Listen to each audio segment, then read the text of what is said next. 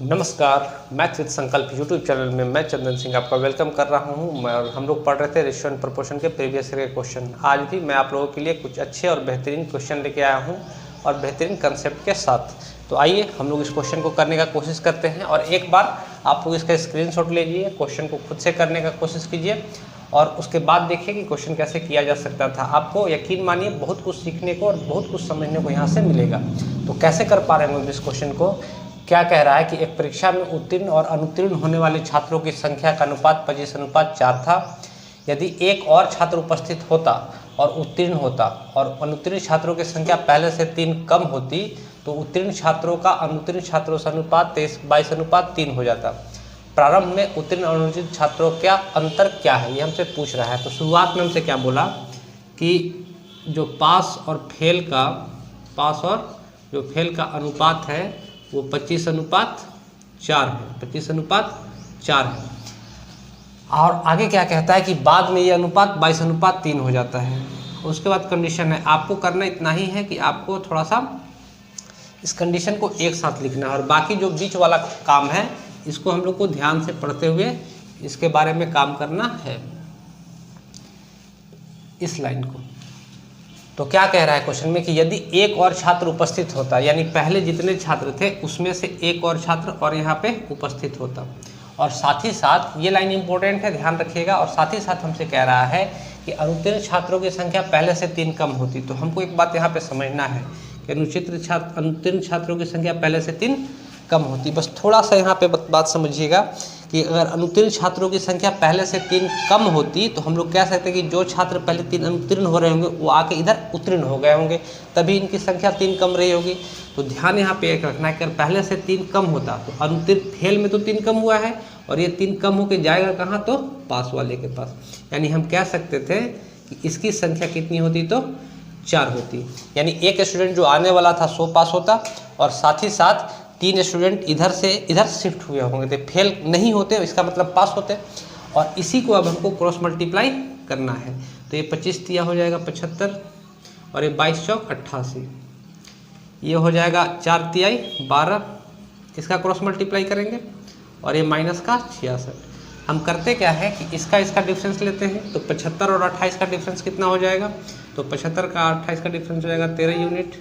और ये बराबर किसके हुआ, तो इसके अंतर को, इसका अंतर लेने के लिए हम लोग ध्यान रखते हैं कि इसका अंतर जो होता है अगर प्लस माइनस है तो इसका अंतर आपस में ऐड हो जाएगा। डिफरेंस हमेशा ऐड होता है, आपको ध्यान रखना है कि जोड़ना घटाना नहीं है, इनका डिफरेंस ले रहा है। डिफरेंस क्या होगा, हमेशा ऐड होगा। तो 13 यूनिट रिप्रेजेंट करेगा, इसको आपस में ऐड कीजिएगा तो हो जाएगा 78 को। तो 1 यूनिट हो जाएगा, रिप्रेजेंट किसको करेगा, तो 6 को।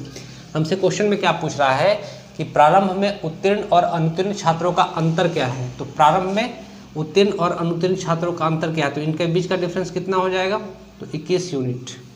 और हमसे कह रहा है कि 1 यूनिट का रिजल्ट 6 है, तो 21 यूनिट का रिजल्ट कितना हो जाएगा, तो 21 गुना 6 यानी कि 100, 6 एकम 6, 6 दूना 12, 126।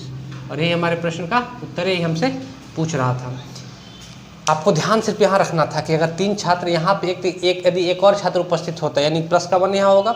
और साथ ही साथ कह रहा है कि अनुत्तीर्ण छात्रों की संख्या पहले से 3 कम होती। तो अगर अनुत्तीर्ण छात्रों की संख्या पहले से 3 कम होती तो उत्तीर्ण छात्रों की संख्या 3 बढ़ जाती।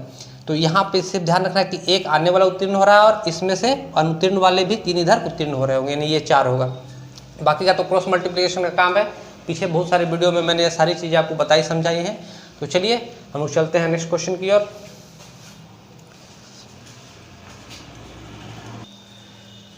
आइए हम लोग इस प्रश्न को करने का कोशिश करते हैं। और ये भी CGL 2022 और सारे क्वेश्चन आज मेंस के ही हैं। CGL मेंस के क्वेश्चन है, 2022 मेंस में आए हुए क्वेश्चन है। अच्छे क्वेश्चन है, आप इनको ध्यान से समझने का प्रयास कीजिए। क्या कह रहा है कि मान लीजिए x, y, z भिन्न इस प्रकार हैं कि x less then y less than z है। यदि z को 1 से विभाजित किया जाता है तो परिणाम 5/2 आता है, जो y से 7/4 अधिक है। यदि x plus Y plus Z 1.11/12 है तो z माइनस एक्स अनुपात y माइनस एक्स क्या होगा। तो हमारे पास जो इन्फॉर्मेशन है वो कह रहा है कि पहला तो x less than Y less than Z है। तो हमसे पहला जो इन्फॉर्मेशन है वो हमको जो निकालना है, कह रहा है कि x plus Y plus Z जो है वो इसका ले लीजिए 12 कम 12 11 कितना हो जाएगा, तो 23/12 है। इनका जो सम है वो 23/12 है। यहाँ से हमको इस एक्स वाई जेड को हम लोग तभी कैलकुलेट कर पा रहे होंगे जब वाई और जेड को या फिर एक्स वाई जेड को एक ही टर्म में लेके, या तो सबको एक्स के टर्म में लेके आ जाए, या तो सबको वाई के टर्म में लेके आ जाए, या तो सबको जेड के टर्म में लेके आ जाए, तब इसको हम लोग कैलकुलेट कर पा रहे होंगे। और इसी टर्म को लाने के लिए हमारे पास बाकी सूचनाएँ दी गई हैं। क्या कह रहा है, यदि जेड को एक्स से विभाजित किया जाए, यदि जेड को एक्स से विभाजित किया जाए तो परिणाम 5/2 आता है। तो यहाँ से हमें बता पाएंगे कि z इक्वल टू कितना हो जाएगा, तो 5x/2 हो जाएगा, 5x/2 हो जाएगा। यानी यहाँ z के जगह पे ध्यान से समझिएगा, इस z के जगह पे हम लोग 5x/2 रख सकते हैं। x तो यहाँ पे तो सबको हम x के टर्म में ही चेंज कर रहे हैं। अब यहाँ पे y का हमको मान चाहिए, और इसके लिए भी हमको सूचना यहाँ दे के रखा है कि 5/2 परिणाम आता है जो y से 7/4 अधिक है। यानी 5/2 जो है सो y से 7/4 अधिक है y से। तो y का जो मान होगा वो हम लोग अगर 5/2 में से इस 7/4 को छोड़ देंगे तो हमारा y का मान आ जाएगा। यही कह रहा है कि 5/2 जो आ रहा है वो इससे 7/4 अधिक है। तो अगर 7/4 इसमें से छोड़ देंगे तो y का मान आ जाएगा। और यहाँ से हम लोग y बराबर क्या लिख सकते हैं, तो ये हो जाएगा एलसीएम कितना हो जाएगा 4, ये हो जाएगा 10 में से 7 गया 3/4। यानी यहाँ जो y का मान हमारा आया वो 3/4 आ गया, और इसके इक्वल में 23/12 है। यहाँ से सबको हम x के टर्म में ले लिए हैं, y का मान तो डायरेक्ट फ्रैक्शन में आ गया 3/4। इसका एलसीएम लीजिएगा 2x, ये एलसीएम लीजिएगा तो कितना हो जाएगा 4, सॉरी ये हो जाएगा 4x, ये हो जाएगा 3 और ये हो जाएगा 10x इज इक्वल टू 23/12। इससे कट जाएगा 3 बार में, इसको लिखा तो ये हो जाएगा 14x, और ये 3 उधर जाके माइनस होगा तो 23/3 ये हो जाएगा, और ये उधर जाके माइनस होगा 3, तो 14x बराबर जो हमारा आ रहा होगा वो 13 में से 9 गया होगा तो 14/3। तो 14 से 14 कट जाएगा, यानी x का जो हमारा मान आया वो कितना आया 1/3 आया। यहाँ से हम लोग x का मान पता कर लिए। इस x के मान से यहाँ हम लोग z का भी मान पता कर लेंगे। तो z का मान कितना हो जाएगा, तो 5/1/3 इसका मान रखें तो 5/6। हमसे जो पूछ रहा है क्वेश्चन में, पूछ रहा है कि z माइनस एक्स और y माइनस एक्स का मान क्या होगा। तो z माइनस एक्स का मतलब हो गया कि 5/6 माइनस 1/3, और साथ ही साथ y माइनस एक्स का मान कितना हो गया, तो 3/4 माइनस 1/3। इसको जब हम लोग सॉल्व करेंगे, यहाँ के बाद यहाँ देखिएगा, इसको जब हम लोग सॉल्व करें तो एलसीएम तो 3 हो जाएगा, और ये 5 में से एलसीएम 6 हो जाएगा, और ये 5 में से 2 जाएगा तो कितना बचेगा 3/6। और साथ ही साथ इसका जो मान होगा एलसीएम कितना हो जाएगा 12, और ये 12 एलसीएम हो जाएगा तो ये हो जाएगा 9 माइनस 4 यानी कि 5। इसको काट देंगे तो 6 दूना 12, और ये मल्टीप्लाई होगा इधर तो इधर जाकर मल्टीप्लाई होगा तो 6:5, यानी हमारे जो प्रश्न का उत्तर है वो 6:5 है। तो चलिए हम लोग नेक्स्ट, तो उम्मीद है इतनी बातें आपको समझ में आई होंगी। तो मेन जो आपको काम यहाँ करना था कि एक्स वाई जेड के जो मान आपको थे उनके टर्म के साथ आपको निकालने थे। तो हम लोग चलते हैं नेक्स्ट क्वेश्चन की ओर। इतनी बातें तो आपको अब समझ में आ भी गई होंगी, और इसी काम को आप जितना जल्दी कैलकुलेशन कर सकते हैं उतना जल्दी आपका आंसर आ जाएगा। तो चलिए हम लोग चलते हैं नेक्स्ट क्वेश्चन की ओर। आइए हम लोग इस क्वेश्चन को करने का कोशिश करते हैं। एक इसी तरह का क्वेश्चन या रेशियो प्रोपोर्शन के पहले या दूसरे वीडियो में मैं आपको बता चुका हूँ। ये उसी तरह का क्वेश्चन है और सीमित तरीके से कार्य करना है। अगर पिछला वीडियो आपने मेरा देखा होगा तो ये क्वेश्चन अब तक आपसे बन भी गया होगा, जहाँ तक मुझे उम्मीद है। तो आइए हम लोग इस क्वेश्चन को करने का प्रयास करते हैं। और अगर वीडियो यहीं से देखना शुरू कर रहे हैं तो आप लोग पहले इस क्वेश्चन को बनाने का प्रयास कीजिए और उसके बाद यहाँ पे आइएगा। क्या कहता है क्वेश्चन कि 2020 में ए और बी की आय का अनुपात 5:4 था।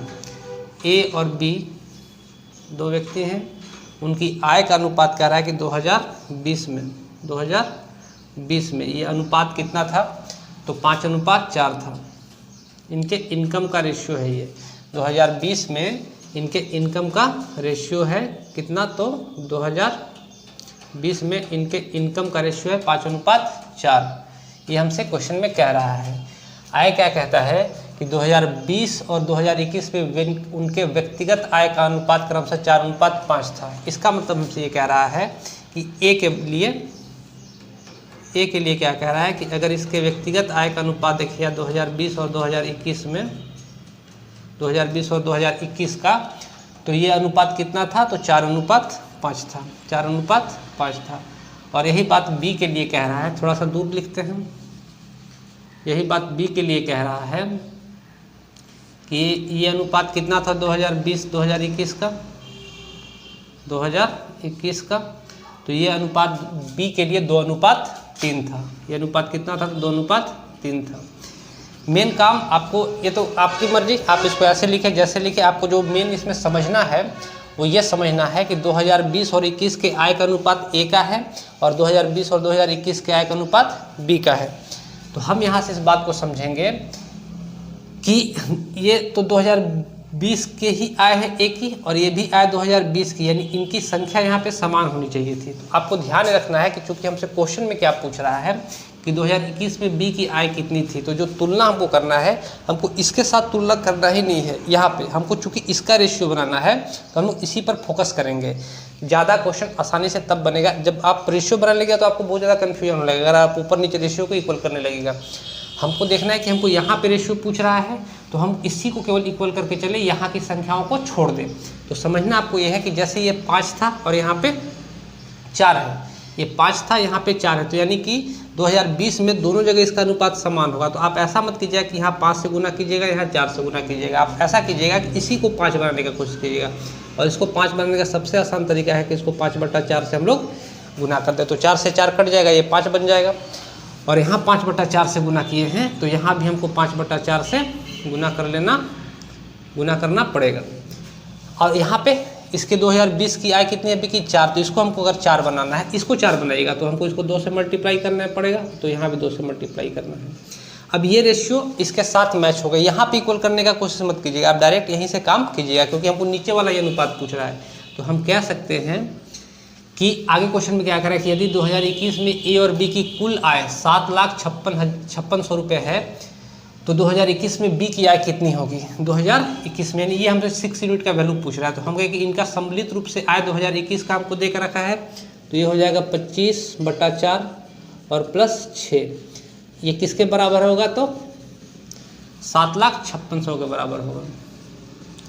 तो हम यहाँ से कह सकते हैं कि 6 चौका 24 और 25 कितना हो जाएगा 49/4, इसके बराबर होगा।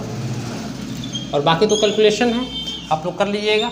इसको जब आप काटिएगा 49 से तो 14,400 कट जाएगा, तो 1 यूनिट का रिजल्ट जो हमारा आ रहा होगा, ये 4 चौके 16 का 6 हाथ में रहा 1, 4 चौके 16 और 17 हाथ में रहा 1, 4 एकम 4 और 1 5, यानी कि 57,600 रुपये आ रहा होगा 1 यूनिट का रिजल्ट। हमसे पूछ रहा है कि 2021 में बी की आय कितनी थी, 2021 में बी की आय कितनी थी, तो 6 यूनिट।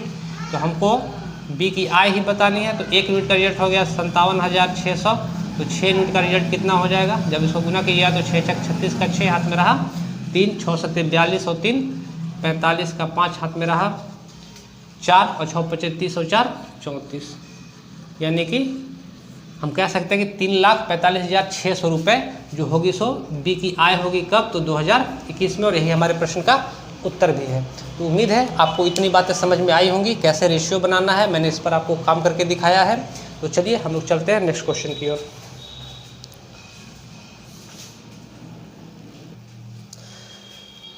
तो आइए हम इस प्रश्न को करने को, और इस तरह का प्रश्न मैं पीछे बता चुका हूँ। आज तो लगभग हमको लगता है कि जैसे क्वेश्चन बता चुका हूँ वैसे ही क्वेश्चन है, लेकिन क्वेश्चन ठीक ठाक से, इसीलिए मैं इसको आप लोग को, और क्वेश्चन अलग है तो आप लोग इनको करने का कोशिश खुद से भी कीजिए। पिछला वीडियो देखे होंगे तो आप लोग से ये क्वेश्चन खुद से भी बन जाना चाहिए। और चलिए हम लोग करके देखते हैं इस क्वेश्चन को। क्या कह रहा है कि ए की आय बी की आय का 2/3 है, ए की आय बी की आय का 2/3 है और ए का व्यय बी के व्यय का 3/4 है। यदि बी के आय का 1/3 ए के व्यय के बराबर है, तो ए की बचत का बी की बचत से अनुपात क्या है, हमसे यही बोल रहा है क्वेश्चन में। तो सबसे पहला बात ये कह रहा है कि ए की आय बी की आय का 2/3 है, तो हमको ध्यान ये रखना होता है कि बी की आय का 2/3 है, तो का जिसके साथ होगा वो हमेशा नीचे वाले को रिप्रेजेंट करता है। इसका मतलब हम कह सकते हैं कि यदि बी की आय 3 है तो ए की आय, तो ये इनकम हो गया इसका। यदि बी की आय 3 है तो ए की आय कितनी होगी, 2 होगी। आगे क्या कहता है, और ए का व्यय बी के व्यय का 3/4 है, और ये एक्सपेंडिचर का बात कर रहा है कि ए का जो खर्च है वो बी के खर्च का 3/4, यानी इसका खर्च अगर 4 है तो इसका खर्च 3 है।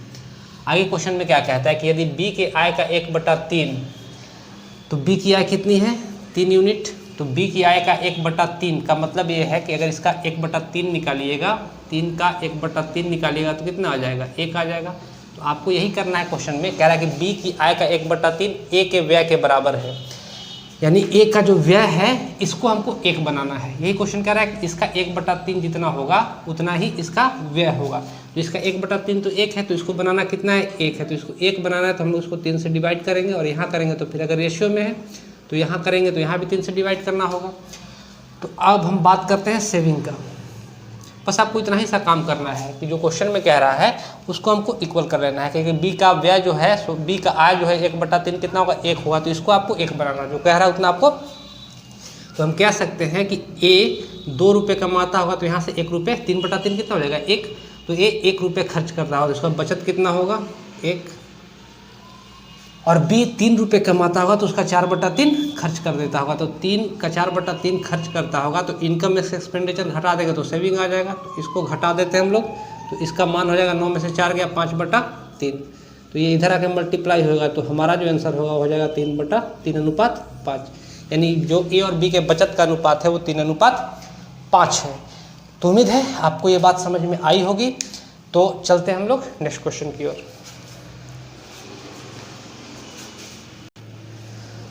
आइए हम लोग इस क्वेश्चन को करने का कोशिश करते हैं। कह रहा है कि मिश्र धातु ए में धातु x और y केवल 5 और 2 के अनुपात में है, जबकि मिश्र धातु बी में इनका अनुपात 3:4 है। मिश्र धातु ए और बी मिश्र धातुओं को 4:5 के अनुपात में मिलाकर मिश्र धातु सी तैयार किया जाता है। तो मिश्र धातु सी में x का प्रतिशत क्या होगा, हमसे ये क्वेश्चन में पूछ रहा है। तो आइए कैसे करेंगे इस क्वेश्चन को देखते हैं। कह रहा है कि 2 तरह की मिश्र धातुएँ हैं, x और ए और बी। और जैसे मिश्र धातु ए में कह रहा है कि x है और y है, तो ए में x और y 2 मिश्र धातुएं हैं, और इनका रेशियो जो है इस मिश्र धातु में इनका x और y का जो अनुपात है वो 5:2 है। हमसे ऐसा प्रश्न में कह रहा है। आगे क्या कहता है, जबकि बी मिश्र धातु में ये x और y का जो अनुपात है वो 3:4 है, 3:4 है। और कह रहा है कि तीसरी मिश्र धातु बनानी है ए और बी को मिलाकर, और किस रेशियो में, तो 4:5 के अनुपात में मिलाकर। तो ऐसे प्रश्नों को करने के लिए सबसे पहला हमारा जो काम होता है कि जब भी इसमें कुछ मिलाना हो, जिस भी रेशियो में मिलाना हो, तो इनकी संख्या को हम लोग समान करते हैं। जैसे यहाँ पे अगर हम इनको ऐड करेंगे तो ये हो जाएगा 7 यूनिट, और इसको ऐड करेंगे तो ये भी हो जाएगा 7 यूनिट। तो यहाँ पे तो इनकी संख्या पहले से ही समान थी, तब तो ठीक था। अगर इनकी संख्या समान नहीं भी होती तो इनकी संख्या को हम दोनों जगह से पहले इक्वल करते, उसके बाद हमको जिस अनुपात में मिलाने के लिए कह रहा है उस अनुपात में यहाँ से हम इसको मिलाते। जैसे मिलाने के लिए किस अनुपात में कह रहा है, तो कह रहा है कि 4:5 के अनुपात में मिलाया जाता है, यानी इसका 4 यूनिट लिया जाता है और इसका 5 यूनिट लिया जाता है। तो इसको मल्टीप्लाई करेंगे 4 से और इसको मल्टीप्लाई करेंगे, यहाँ मल्टीप्लाई करने का मतलब है कि यहाँ 4 से और यहाँ 4 से, यहाँ 5 से और यहाँ 5 से। जब इनको आपस में मिक्स करेंगे और मिश्र धातु जब सी बनेगी तो x के साथ x मिक्स हो जाएगा और y के साथ y मिक्स हो जाएगा। x के साथ x मिक्स होगा और y के साथ y मिक्स होगा। तो x कितना हो गया, तो यहाँ से हो गया 20, यहाँ से हो गया 15, तो 20 15 35, और y कितना हो जाएगा, तो 8 और 20 और 8 28। टोटल हम कह सकते हैं कि c का जो मात्रा होगा वो 8 और 5 13 होगा, और 3 और 2 5 और 1 6 होगा। किसमें, और यहाँ पे टोटल ये मात्रा इसकी होगी 63 यूनिट, और हमसे पूछ रहा है कि मिश्र धातु सी में x की मात्रा कितनी है। तो मिश्र धातु टोटल है कितनी, तो 63, और 63 में x की मात्रा कितनी है, तो 35, x की मात्रा कितनी है, तो 35। तो इसका परसेंटेज पूछ रहा है, तो मल्टीप्लाई बाई 100। आप इसको काटिएगा तो 5 7 7 से काटिएगा, 7 5 35 और 7 9 63। इसको लीजिएगा तो 500/9 हो जाएगा। इसको काटिएगा तो 55.5/9% होगा x की मात्रा। और ये हमारे प्रश्न का उत्तर भी है।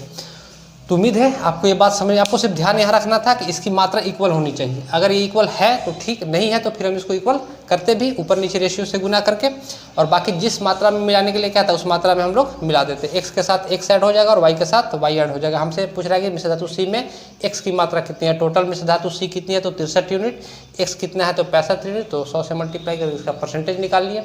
तो चलिए हम लोग चलते हैं नेक्स्ट क्वेश्चन की ओर।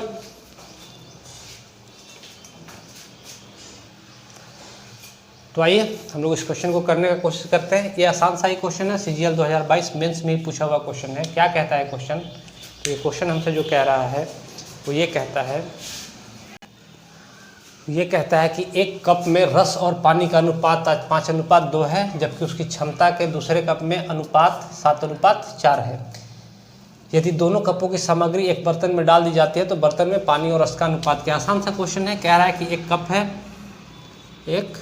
है, कप नंबर 1, इसमें कह रहा है कि रस और पानी, इसका जो अनुपात है वो 5:2 है, और समान क्षमता कह रहा है कि उसी क्षमता के दूसरे कप में यानी कप नंबर 2 में अनुपात कितना है तो 7:4 है। और कह रहा है कि यदि दोनों कपों की सामग्री एक बर्तन में डाल दी जाती है तो बर्तन में पानी और रस का अनुपात कितना है। तो हमको ध्यान रखना है कि इसको डालना किस में है तो एक अन्य बर्तन कप नंबर 3 में।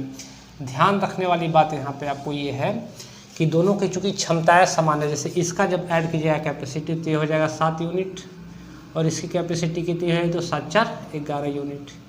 यहाँ से जब दोनों कपों की क्षमताएं समान है तो इनमें आने वाला पदार्थ भी समान रूप से होना चाहिए। तो यहाँ पे ये 7 है, यहाँ पे 11 है। तो सबसे पहला काम होता है हम इसको इक्वल करते हैं। पिछले क्वेश्चन में इक्वल था इसीलिए हम लोग छोड़ दिए थे, यहाँ पे इक्वल नहीं है तो हम लोग क्या करेंगे, इसको इक्वल करेंगे। क्यों? क्योंकि इनकी क्षमताएं समान है। तो यहाँ इसको 11 से गुना करते हैं, यहाँ इसको 7, ये भी 77 हो गया और ये भी 77 हो गया।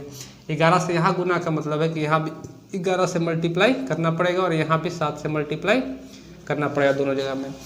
जब हम इसको मिलाएंगे तो रस के साथ रस मिलेगा और पानी के साथ पानी मिलेगा। तो कप 3 में 55 और 7 7 49, यहाँ पे 55 प्लस 49 ये रस हो जाएगा, और साथ ही साथ हमसे पानी जो होगा वो 22 प्लस 28 ये पानी होगा।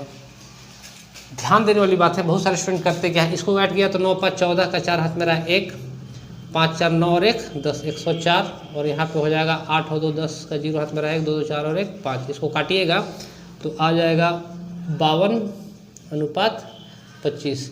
ये ऑप्शन भी मिलता है, और बहुत सारे स्टूडेंट क्या करते हैं कि आराम से देखते हैं कि 52:25 तो आ गया और आंसर टिक मार के निकल जाता है। लेकिन आपको यहाँ पे ध्यान ही रखना है, हमेशा जब भी रेशियो का क्वेश्चन देगा तो आपको हमेशा इस बात का ध्यान रखना है कि आपसे जो पूछ रहा है वो रेशियो किसका पूछ रहा है, रस और पानी का पूछ रहा है। क्योंकि ये रेशियो तो हम लोग रस और पानी का लेके आए हैं, क्योंकि क्वेश्चन हमसे पूछ रहा है तो बर्तन में पानी और रस का अंतिम अनुपात क्या होगा, किसका पानी और रस का अंतिम अनुपात क्या होगा। तो अगर पानी और रस का अंतिम अनुपात पूछा है, पहले पानी वाला रेशियो रखना है फिर आपको रस वाला रेशियो रखना है।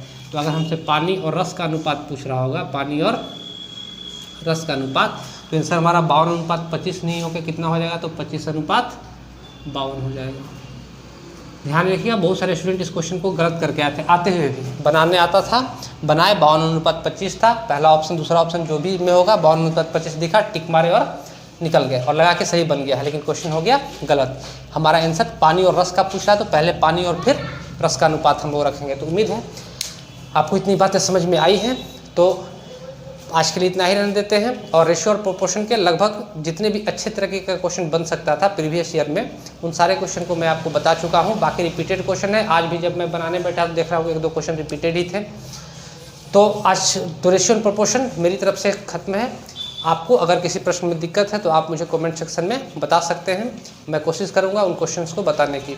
तो आज के लिए इतना ही रहने देते हैं, और आप ध्यान ये रखिएगा कि मैंने सिर्फ और सिर्फ ठीक ठाक लेवल के क्वेश्चन नहीं उठाए हैं, आसान क्वेश्चन मैंने छोड़े हुए हैं प्रीवियस ईयर के, वो आप लोग खुद से बनाइएगा, आपसे बन भी जा रहा होगा।